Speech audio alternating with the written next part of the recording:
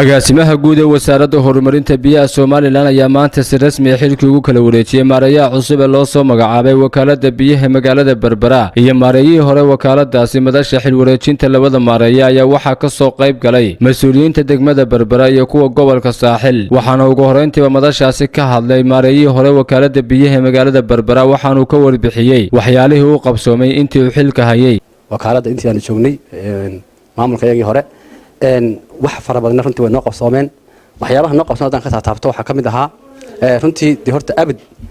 halkan aanu fadhino waxa isku soo bedelay 26 maareeye kan taariikhda u baarnay intii la soo noo dalka waxay dhowr iyo 10 bay marayaan dhowr iyo 10 ka maareeye uma suurta gelin inay soo kordhiyaan goob laga cabo ama goob cusub Berbera iska leedahay ma wakaaladda biyuhu gaar u leedahay magaalada Berbera imika waxa 4 ilo biyood bay leedahay muddadii aanu joognay waxaan soo kordhinay 2 ilo biyood oo waaweyn oo magaalada ka cabi doonto mid kamida imika magaalada ka cabtaa ka kalena 99% waa diyaar waa ilaahay mahadi waxaan karo runtii intaan joogay noo qabsoomay waxaanu keenay 3 mashiin oo casri ah oo kuwa ah biyaha soo saara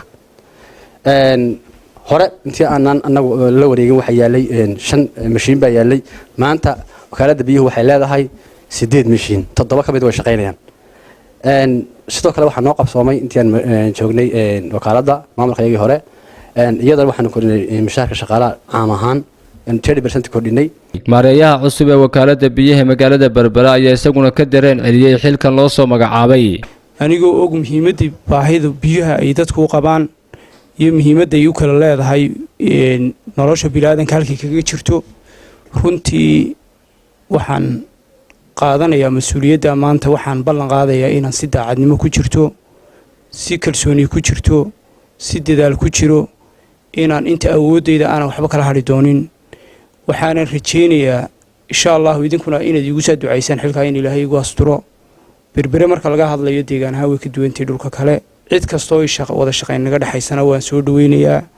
waa la shaqeynayaa xogayaha fulinta dowladda hoose magaalada Berbera Cabdikariin Aadan Siciid Cabdikariin Aadan Cadde maayirka magaalada Berbera Cabdishakuur Maxamuud Xasan Cidin iyo barasaabka gobolka Saaxil Injineer Axmed Cismaan Xasan ayaa boogaadiyay waxqabadka maareeyihii hore isla markaana soo dhaweeyay maareeyaha cusub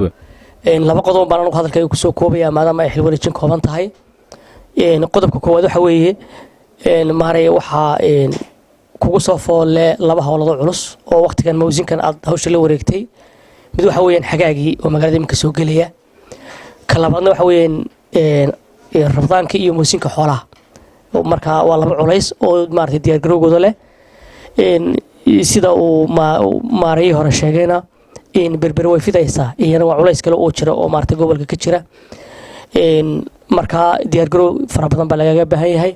anagu haddaan nahay in maamulkii degmada runtii waxaan ku ballan qaaday inaan kula shaqeyno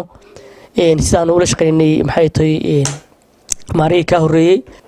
waxa ku bilaabmaya 7 bilood oo istaba jooga oo dabaylo iyo kulayl iyo baahi biyood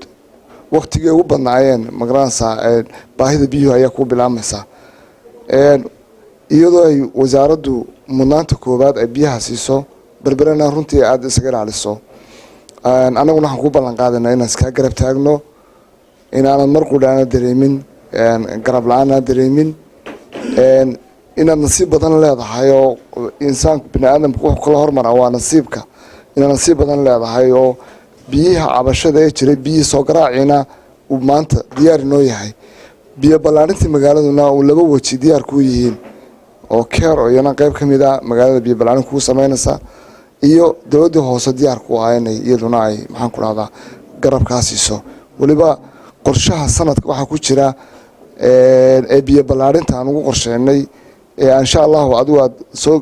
soo gudbin doonto waxa ku dheer inaan gacan ku siino aan kula qabanno oo aan kula iska garab taagno taladii si fiican bay wakaaladiina u fulisay khayr la siya maareeyo biyihii waxay noqotay inay dadkii dib ugu soo noqdaan ilaa halka hoosta laga furay wixii hoos bay u kacayeen markii halkii biyihii istaageen xaafadaana gaari jiray bay dib ugu soo noqdeen culays badan baa markaa fadhiistay waxa intaa dheerayd oo runtii lama iloowaana xaafaduhu hadda in yar biyo waayaan markaaba baahida halka u horeysa imanayaan ama waa xafiiskii maxaan ku dhahay wakaaladii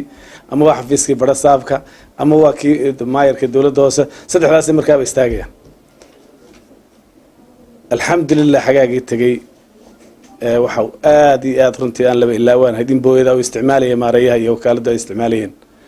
oo xaafadaha kolba laga soo sheego inay cabasho biyood ka jirto ay booyada ugu dhaaminayeen oo booyadaha loogu shubayay taasi waxay sahlaysay marka la arko wakaaladda iyada lafteeda inay dadaalayso oo maareeyihii dadaalayo